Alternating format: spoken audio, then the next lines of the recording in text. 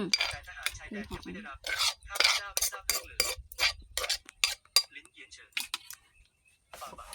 ครั้งก่อนในงานวันเกิดของพี่น้องเกินที่จองเป็นมวลมือนะนี่มันตกไปทะเล ก็มันตกแบบว่าไปแล้วเนาะก็เห็ดซองของเดี๋ยวเอา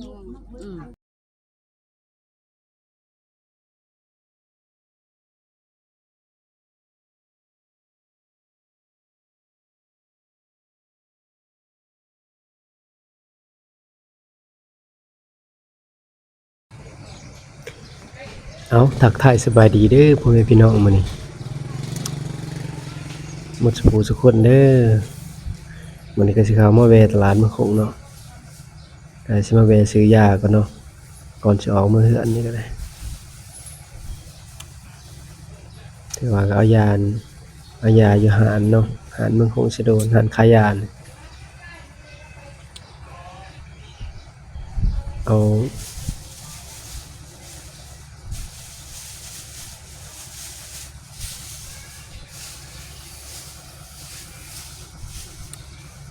วันนี้อากาศก็อยากเสียนร้อนแน่พี่น้องเอ้ยก่อนสิลงไห้ลงหน้านี่ก็ได้แต่ยังสิว่าหลังจากนี้ก็ยังสิไปแวะตลาดอีกไปซื้อเครื่องซื้อของเนาะว่าสิเฮ็ดตำหม้อตำสั่วตำข้าวปุ้นกินเนาะก่อนสิลงมัดเขาบ่ฮ้อนเด้อันนี้ก็เป็นเส้นทางเลขที่13เมืองคงสิโดนเด้อนี่เด้อ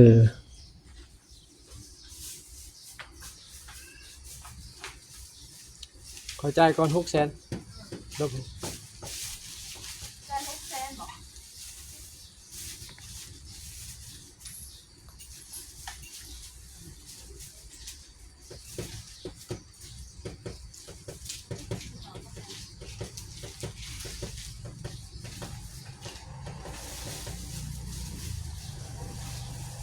เอาซื้อยาแล้วก็สิได้ออกไปตลาดเนาะพี่น้องเนาะ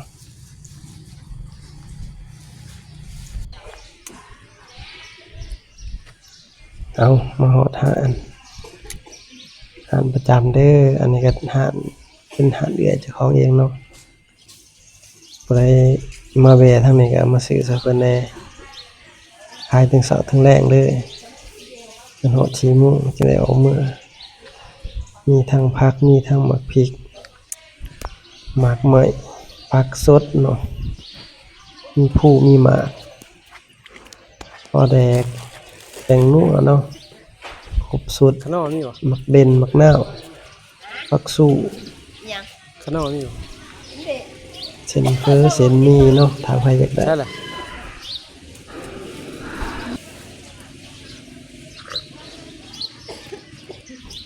ขายเครื่องแน่ เส้นเฟอเส้นหมี่ก็ถือว่าสะอาดปลอดภัยเนาะพี่เนาะพ่อแม่พี่น้องเนาะมีบักกะโรนีผักเทียมผักบัวครบสุดเนาะ ร้าน ถือว่าอาหาร เรา ลูกออกมากี่โมงอีต้มในปากคือ หลายอย่างเนาะถือว่าขาย ใจลูกเสียกเอง ดูคนมีแต่คนโอ้ เนี่ยมันเล็กหน่อยมันกับว่าจ้าก็เสียพอว่าเหตุอีต้มเขาเอาเลย เขาเรียกว่าร้านเพิ่นว่างั้นเนาะ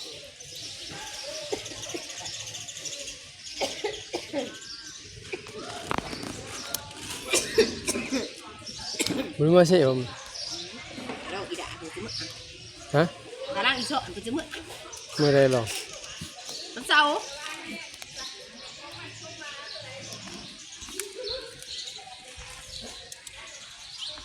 แต่ก็เอา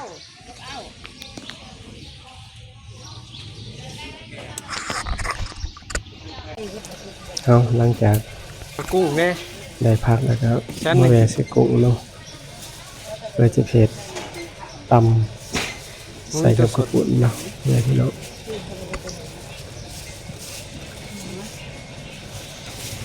กุ้งนี่ก็เริ่มจะเบิดแล้วเนาะคือว่า ก็ มา 50,000เด้อ ค่อนข้างไปถ่ายเนี่ย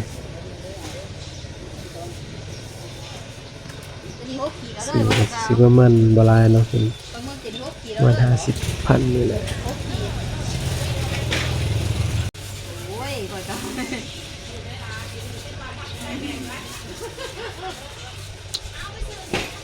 บ่มีตัวสดเนาะบ่เท่าไหร่บ่ ก็เลยนี่อาหารซิบเหรอ แม่น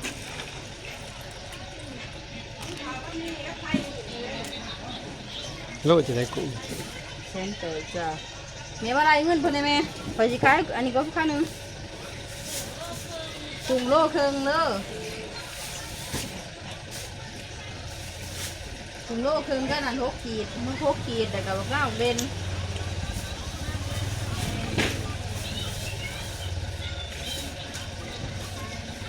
ที่ได้เลือกตัวอะไรบ้างเบน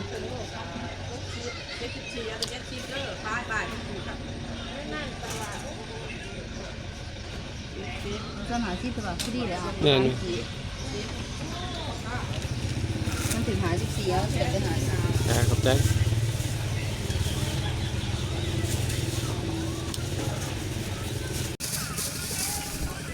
เอาหลังจากได้ผักกับกุ้งแล้วสิ่งที่ขาดบ่ได้ก็คือกระปุกเนาะเพราะว่าสิไปตำใส่กันเนาะ พันกี่ กุ้งก็ซื้อ10,000เด้อซื้อ10,000กีบเนาะพี่น้อง10,000ก็หลายเติมเนาะแต่ว่ากินบ่เบิดน่ะในเมื่อเฮาได้ของได้ก็สิได้ขับรถออกเมื่อกันเนาะ ตอนนี้เขาเทือนแล้วพี่น้องเอ้ย เอาสุดท้ายก็มาฮอดเฮือนแหละ ไปหามัดเขา มีแต่ขั้นตอนก็สิเอาไปเริ่มตำเลยเนาะพ่อแม่พี่น้องไปเบิ่งนำกันว่ามันสิเป็นตาน่ากินได้บ่ซึ่งว่าผู้ตำนี่ก็สิแม่นภรรยาของข้าพเจ้าเองเนาะ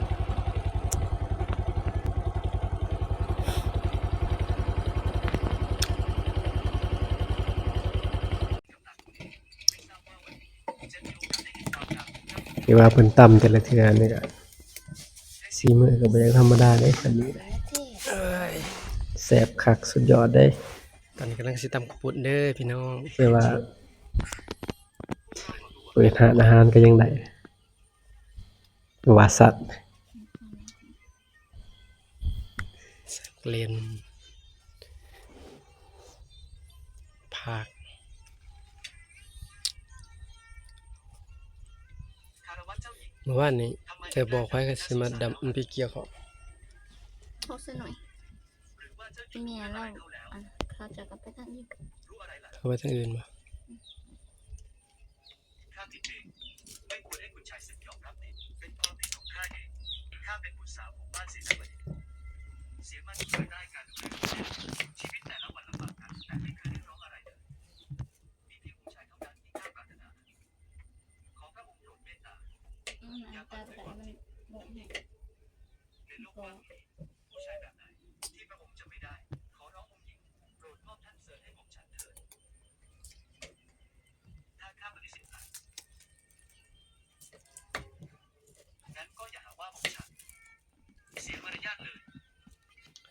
ตอนนี้พายุกำลังสิมาเด้อ ทำไมเจ้าถึง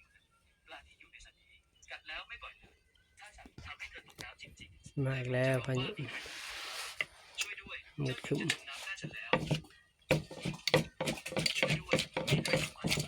าว่าจะจมน้ำฆ่าฉันแล้ว เอาเบิ่งตำ เลี้ยงลิงจอบเธอกำลังทำอะไร ใส่ นะ กระปุนแช่แล้ว ที่เยี่ยนชิง ลวกเรากุ้ง เจ้าหญิงเธอจะจมน้ำฉันเลี้ยงลิงจอบทำไมเธอถึงทำเรื่องต่ำช้าทุกครั้ง ฉันกำลังพูดกับเธออยู่นะเลี้ยงลิงจอบกลับมาซวยจริงๆดื่มน้ำเย็นยังติดฟันเลย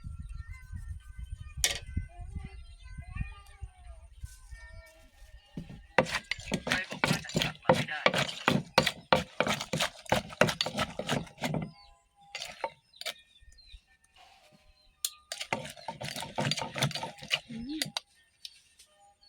จบ เผ็ดมาก ฉันกลับมาแล้ว กลับมาก็ดีแล้ว ใส่ป้า ไม่เผ็ดอ่ะ เป็นไป เอ ได้ อใส่มันตัด เสี่ยหลินเฟิงเป็นไปได้ยังไงยังกลับมาอย่างปลอดภัยได้ เมื่อครูคุณหญิงเซินพูดจาไม่สุภาพต่อตามกฎระเบียบที่ล่วงเกินผู้สูงศักดิ์ต้องถูกลง โทษด้วยการตก นี่คือบุคคลนะออกแล้วคือบุคคล ยังไปหุบเขาไฟเปียเด้เขาผลมัน เจ้าศิลปะการต่อสู้มาตั้งแต่เด็ก ตาเขาสวยไอ้ต่อม นางจะรอดชีวิตหรือดังนั้น ก็จะเสร็จแล้วเนาะ เอากันแล้วกันเหมือน เดี๋ยวที่มันจะบาย ไหน ข้า กัน ทำผิดไปแล้ว คือบุเกียวให้ไง ข้าผิดไปแล้วเจ้าหญิง มันขอเพิ่งถึงขอไปเลย อย่าให้ฉันเห็นหน้าเธออีก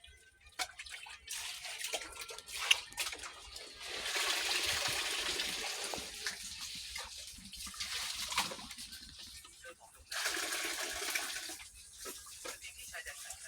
ฉันกับทหารทั้งหลายไม่ได้กินอิ่มมานานมากแล้วโชคดีที่เธอรีบเร่งส่งเสบียงไปที่ชายแดนเมื่อคืนเช้านี้ศัตรูบุกโจมตีค่ายพวกเขาคิดว่าฉันกับทหารหิวโหยจนไม่มีแรงแล้วแต่พวก เอาทันนี้ก่อนจะได้ทายไหม ฉันจะแต่งงานกับคน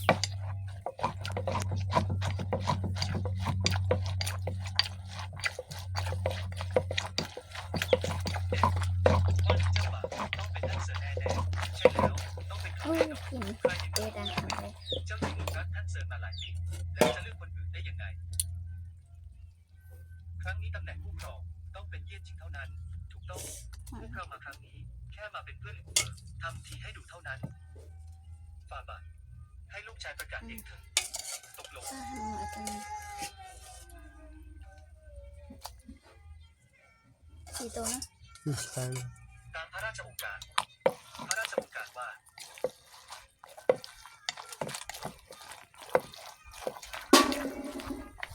บัดนี้เลือกเสี่ยหลิงเฟิงเป็นพระสวัสดิ์แต่งงานทันทีจบพระราชโองการ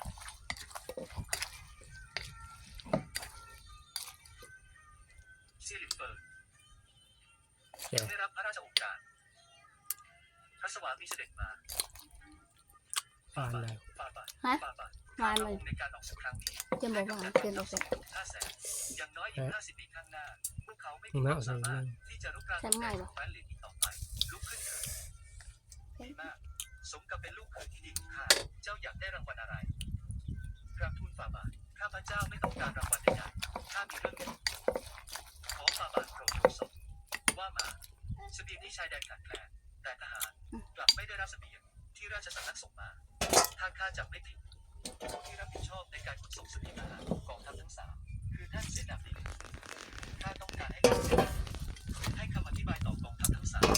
ฝ่าบาทโปรดพิจารณาข้าน้อยได้ส่งเสบียงอาหารไปถึงมือทหารชายแดนแต่ทหารชายแดนยังไม่ได้รับ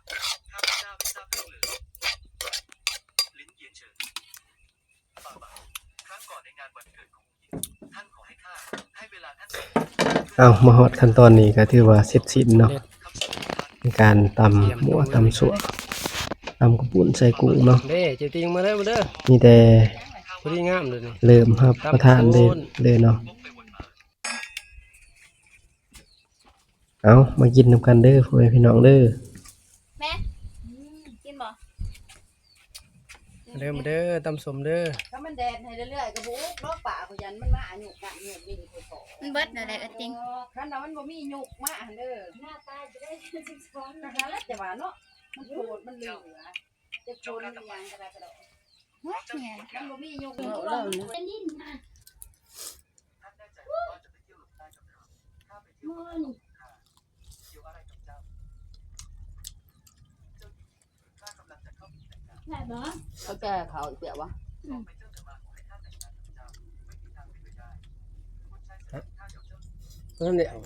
ซาก็เธอมันคึมจังซี่ให้มันบ่มีผลเนาะเกิน12มันเป็นงวนมือนะ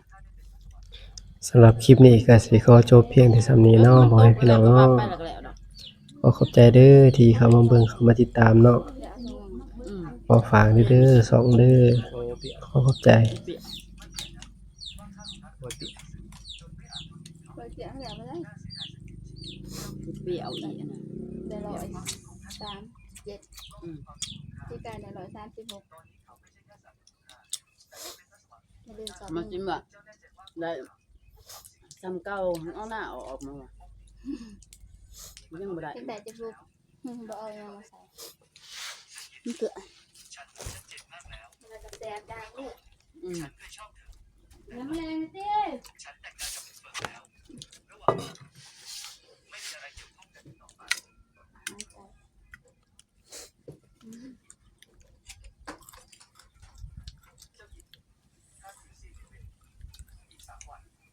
สลัดก็สิแล้วเบิดเนาะ แล้วเบิด ก็จะแล้วไว้เนาะเอ้าเดี๋ยวน้ำล้างแล้วก่อน แต่ว่าจะได้มาพ้นโต๊ะกระเกียวเลอะหน่อยนั่นน่ะมันบ่ได้เช้าไปแล้ว เอาประหยัดเนาะเอาประหยัดเนาะ มันก็ได้ยานมันเกี่ยวปลาเนี่ยมันแดดแล้วก็